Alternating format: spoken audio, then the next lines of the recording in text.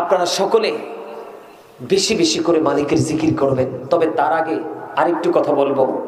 বর্তমানে আমাদের সমাজের মধ্যে সুদের প্রচলনটা অনেক বেশি বেড়ে গেছে।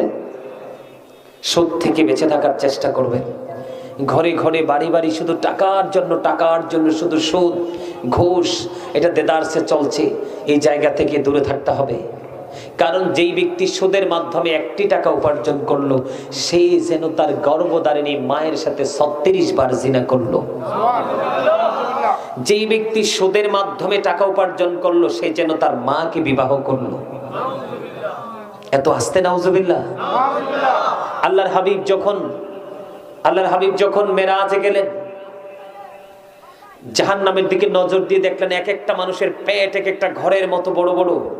জিব্রাইলকে প্রশ্ন করলেন, ভাই জিব্রাইল, এরা কারা?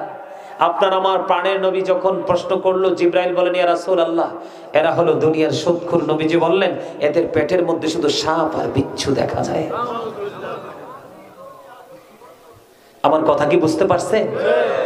সুদ খাওয়া যাবে না। মা বাবার সাথে ভালো আচরণ করবেন, কারণ মায়ের পায়ের নিচেই সন্তানের জান্নাত, paradise of the side under the feet of the mother, ইন্নাল জান্নাতা তাহতা আকদামি উম্মাহাতিকুম।